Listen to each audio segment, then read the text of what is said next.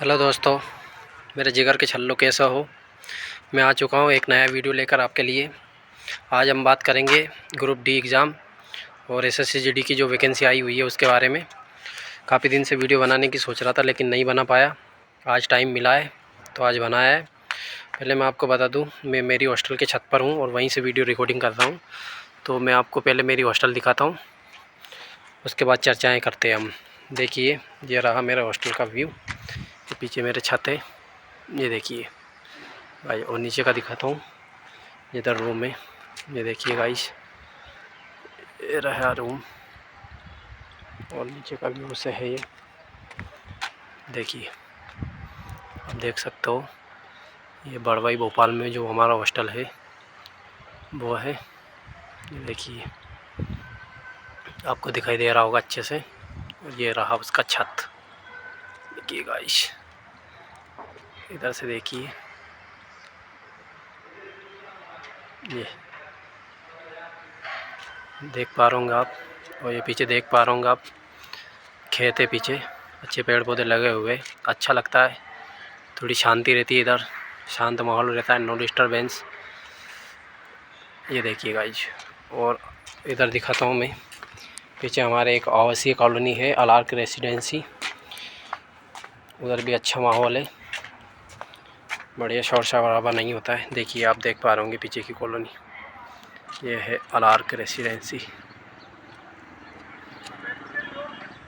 आपको दिखाई दे रही होंगी। देखिए गाइस, ये, और ये रहा हमारे अधीक्षक सर का जो गवर्नमेंट की तरफ से क्वार्टर मिला है वो, ये देखिए, ये है उनका क्वार्टर। ठीक है गाइस, आप, आई होप आपने सब कुछ देख लिया होगा इधर से। अब हम चलते चर्चाएं करते हैं।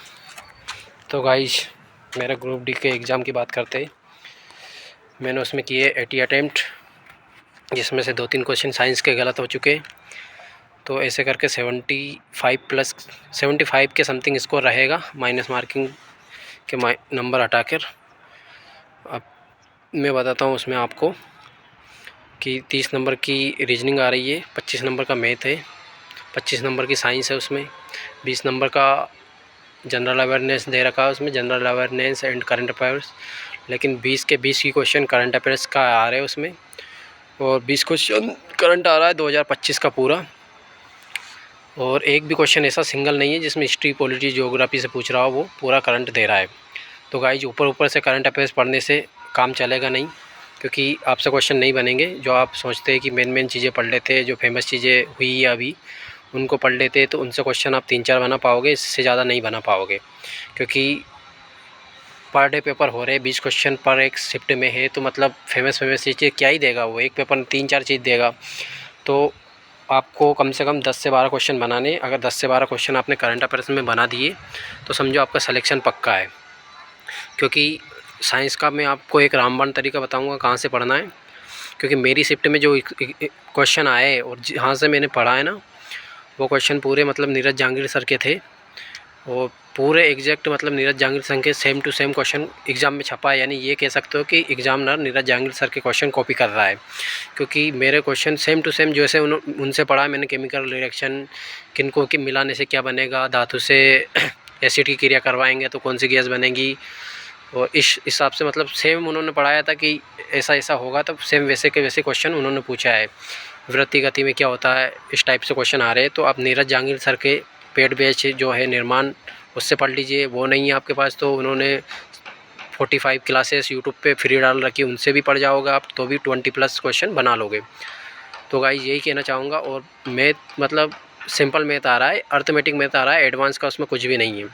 तो आप, अगर आपने 3-4 महीने भी अगर कहीं से तैयारी की है, 3-4 महीने भी आपने मैथ रीजनिंग बनाया होगा, तो आप आराम से बना लोगे। मैथ रीजनिंग पे इतना ध्यान नहीं दोगे अगर 3-4 महीने पहले पढ़ रखा है। एडवांस में तो उसमें कुछ भी नहीं आ रहा है। 3-4 महीने पहले अगर आपने मैथ रीजनिंग पढ़ा है तो वो आप बना ले जाओगे। मेनली आप नीरज सर की क्लासेस पढ़ लीजिए 45, और नीरज सर के अलावा आप जो भी करंट अफेयर्स है उसके मतलब 15+ का टारगेट रखिए। मतलब 15 क्वेश्चन आपको बना दोगे तो आपका 100% सिलेक्शन हो जाएगा। मतलब 99% चांस है कि आप सेलेक्ट हो जाओगे। अब बात करते हैं, तो ये था ग्रुप डी का एग्ज़ाम, जिनका भी आने वाली शिफ्टों में एग्ज़ाम है। वो इन सब चीज़ों को करके चले जाइए, जिनका भी आने वाले शिफ्टों या दिनों में जो भी एग्ज़ाम है तो इतना कर लीजिए, मतलब काफ़ी है इतना, आप अच्छे स्कोर कर पाओगे अगर इतना कर लिया तो। अब चलते एसएससी जीडी के बारे में चर्चा करते। तो एसएससी जीडी की अभी वैकेंसी आई हुई है 25,000 के समथिंग। वैकेंसी तो कम आई है लेकिन बढ़ जाएगी वो हर बार, मतलब 50,000 प्लस हो जाती है हर बार, तो वैकेंसी तो बढ़ेगी 100% है। बात करते हैं एसएससी जीडी के फॉर्म 1 दिसंबर से भरना स्टार्ट हो चुके हैं। 31 दिसंबर लास्ट डेट है। उसमें मिनिमम क्वालिफ़िकेशन 10th मांगी है, जो कि आपका कंप्लीट होना चाहिए। उसके बाद आप 12th हो या ग्रेजुएशन हो, जो भी हो वो लगा सकते हो उसमें हायर क्वालिफ़िकेशन में।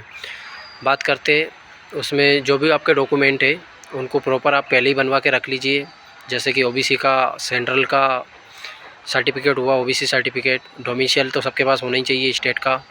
उसके अलावा एसटी एससी को जो भी उनका सर्टिफिकेट बनता है सेंट्रल वाला, वो पहले बनवा के रख लीजिए। उनको 31 दिसंबर के पहले सबका सर्टिफिकेट होना चाहिए। ईडब्ल्यूएस के लिए उसमें दिया है अप्रैल से दिसंबर के बीच का सर्टिफिकेट होना चाहिए ईडब्ल्यूएस का। और इसके अलावा अपन बात करते हैं कि उसमें कैसा क्या है। उसमें 3 फेज़ है। उसमें पहले कंप्यूटर बेस्ड एग्ज़ाम होगा, कंप्यूटर बेस्ड एग्ज़ाम के बाद में उसका फिजिकल होगा, फिजिकल के बाद में आपका मेडिकल होगा, मेडिकल के बाद आपका कंप्लीट मतलब वैकेंसी फिल होंगी। कह सकते हैं आपको जल्दी नौकरी चाहिए तो आप मतलब फॉर्म फिल कर सकते हो, जिसने भी तैयारी कर रखी है, जो भी भाई बंधु अभी 10th पास आउट हुए या 12th में है या जो भी तैयारी कर रहे 3-4 महीने पहले से, तो वो आप इस फॉर्म को भर के 1 साल में मतलब जॉब ले सकता है। ये जॉब दिसंबर 2026 के पहले मतलब कंप्लीट हो जाएगी। आपको जब तक ज्वाइनिंग आ जाएगी वो कंप्लीट होकर 1 साल में फ्री हो जाएंगी। बात करते हैं इसमें फ़िज़िकल स्टैंडर्ड क्या है। फ़िज़िकल में 5 किलोमीटर दौड़ है मेल कैंडिडेट के लिए, 24 मिनट दिए जाएंगे। फीमेल के लिए 1600 किलोमीटर नहीं सॉरी 1600 मीटर दौड़ है, उसमें 8.5 मिनट दिए जाएंगे। मेल के लिए 80 सेंटीमीटर सीना मांगा है बिना फुलाए, फुलाने के बाद 5 सेंटीमीटर फुलाकर टोटल 85 सेंटीमीटर सीना चाहिए फुलाने के बाद। बात करते हैं हाइट की। मेल के लिए 170 सेंटीमीटर हाइट मांगी है, फीमेल के लिए 157 सेंटीमीटर हाइट मांगी है, जो उसका फिजिकल स्टैंडर्ड है। बात करते हैं इसमें एनसीसी के सर्टिफिकेट के भी नंबर जुड़ते हैं। अगर आपके पास ए सर्टिफिकेट है, जो कि स्कूल में अपन एनसीसी लेते हैं 9th 10th में, जो 12th तक रहता है, तो उसमें 2% आपको जितने भी अंक आएंगे 2% अंक जोड़ दिए जाएंगे उसमें। और अगर बी सर्टिफिकेट आपके पास तो 3% अंक जोड़ दिए जाएंगे। अगर सी सर्टिफिकेट है, जो कि कॉलेज में मिलता है बी और सी, तो उसके 5% अंक जोड़ दिए जाएंगे, जितने भी आप नंबर गेन करोगे उसमें से। तो गाइस यही कहना चाहता हूँ कि पढ़ते रहिए, वो नहीं तो वो आने वाले समय में बहुत दिक्कत होंगी, क्योंकि प्राइवेट नौकरी करोगे 10-15 हज़ार देगा, इससे ज़्यादा कोई सैलरी देता नहीं है। गवर्नमेंट जॉब में 10 से 5 की नौकरी है और संडे ऑफ रहता है, तो मतलब आपका फ्यूचर लगभग सेफ कह सकते हैं अपन, सेफ रहता है, अच्छे से चल जाता है घर का खर्चा। और नहीं तो आने वाले टाइम में मतलब बड़ी कठिनाइयाँ उठानी पड़ेगी। आप देखोगे ना हर एक तैयारी करने वालों से, मतलब हर एक जो भी गवर्नमेंट एक्सपीरियंट है, मतलब किसी से भी बात करके देखोगे आप बिल्कुल अंदर से खाली पड़े हैं यार। मतलब बहुत प्रेशर है, घर वालों का भी है, शादी का प्रेशर है, ओवर एज का प्रेशर है, तो बहुत सारी चीज़ें हैं। टाइम मत गवाइए, टाइम से तैयारी कर लीजिए, प्यार मोहब्बत के चक्कर में मत पड़िए। अच्छे से 8-10 घंटे डेली पढ़ाई कीजिए। आप 1 साल अच्छे से 10 घंटे मतलब फोकसली अपनी स्टडी को दीजिए, नौकरी लग जाएगी। बाकी प्यार मोहब्बत के लिए बाद में भी टाइम है, ये कहीं भगा नहीं जा रहा है। अगर पैसा होगा तो प्यार मोहब्बत तो मिल ही जाती है। तो गाइस यही कहना चाहूँगा। बाकी अपना आपको कॉन्सनट्रेट रखिए, कहीं इधर उधर भटकिए मत। रील्स वगैरह दोस्तों के साथ मस्ती मजाक ये सब चीज़ों में टाइम वेस्ट मत कीजिए। ये टाइम जो होता है ना 20 से कह सकते हैं अपन मतलब 27-28 साल तक की एज का, तो मतलब गोल्डन टाइम होता है। इसी टाइम में जो कुछ कर लेते हैं वो कर लेते हैं, बाद में ना तो किसी को टाइम मिलता है पढ़ाई का, और ना कर पाओगे अगर मिलेगा भी तो। क्योंकि एक पहली पीढ़ी है जिसको मतलब हर एक को पढ़ने का मौका मिल रहा है। इसके पहले वाली पीढ़ी है, जैसे अपने माता पिता की बात करें जो गांव एरिया से आते, उनको इतना टाइम नहीं दिया गया था, और उनकी शादी भी जल्दियाँ करते थे, और उनको ज़्यादा से ज़्यादा 8th तक पढ़ाते थे, 10th ज़्यादा से ज़्यादा 12th पढ़ा लेते, इससे ज़्यादा उनको पढ़ने का मौका नहीं मिला था। आप लोगों को मिल रहा है तो बड़े भाग्यशाली हो, ये समझिए अपने आप को, और अच्छे से मोटिवेट करते रहिए। बाकी नौकरी लगना नहीं लगना वो सेकंड बात है, क्योंकि नौकरी लगने के बाद सब कुछ ठीक हो जाएगा, ये कहना एक मिथ रह गया आज के टाइम में। क्योंकि मैंने देखा है ना, कई मेरे दो फ्रेंड लोग एमपी पुलिस में गए, बहुत सारे अपना रेलवे में गए, तो जो एमपी पुलिस में गए उनको 24-24 घंटे ड्यूटी करना पड़ रहा है, हर कभी बुला लेते हैं। सैलरी भी उनकी वही है, मतलब कि 20-22 हज़ार सैलरी आ रही है, स्टार्टिंग में 17,500 के समथिंग सैलरी आती है, ट्रेनिंग टाइम होता है तब। और जैसे मेरा एक फ्रेंड ग्रुप डी में नागपुर डिवीज़न मिला है, तो वो बोलता है कि घर आने का मौका नहीं मिलता। बहुत सारा कर्नाटक साइड है, वो भी घर नहीं आ पा रहे, तो वो भी दुखी है। एक मेरा फ्रेंड दिल्ली पुलिस में है, तो वो कहता है घर आने का मौका नहीं मिलता। भाई जॉब तो अपने स्टेट की सही रहती है, तो मतलब खुश कोई भी नहीं है। जॉब आपकी लग जाएगी, अच्छी शादी हो जाएगी, अच्छा घर बार मिल जाएगा, वो वहीं तक ठीक है। उसके बाद आप सोचते हो कि सब कुछ ठीक हो जाएगा, तो वो नहीं हो पाएगा। क्योंकि एक लिमिटेड सैलरी मिलती है, अपना घर का खर्चा चला पाते हो, ठीक से रह पाओगे। और नौकरी लगना नहीं लगना ये तो ऊपर वाले के हाथ में है यार। हम मतलब मेहनत भी ना करें और हम अपना प्रयास भी नहीं करने करें, ये तो गलत बात है। तो दोस्तों प्रयास करते रहिए, एक ना एक दिन नौकरी मिल ही जाएगी अगर आप ईमानदारी से पढ़ोगे, ईमानदारी से मेहनत करते रहोगे। और बाकी जो भी वैकेंसी आएगी मैं आपको डिटेल देता रहूँगा, पढ़ते रहिए। और लास्ट में मैं एक नेल्सन मंडेला जी का क्वांट है, बड़ा प्यारा लगता है मुझे, वो आपको कहना चाहूँगा कि education is the most powerful weapon, education is the most powerful weapon which you can use to change the world.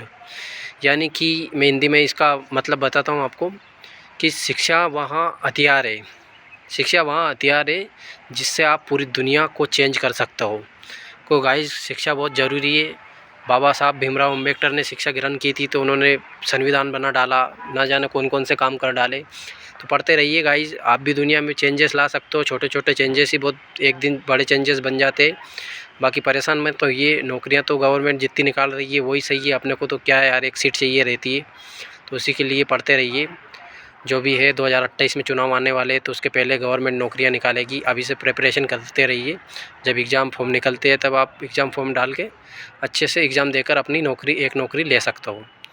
तो जय हिंद जय भारत। लास्ट में यही कहूँगा, खुश रहिए, मुस्कुराते रहिए और पढ़ते रहिए, अपनी स्टडी को करते रहिए। ठीक है गाइज, बाय, मिलते हैं फिर नेक्स्ट वीडियो में। Bye bye.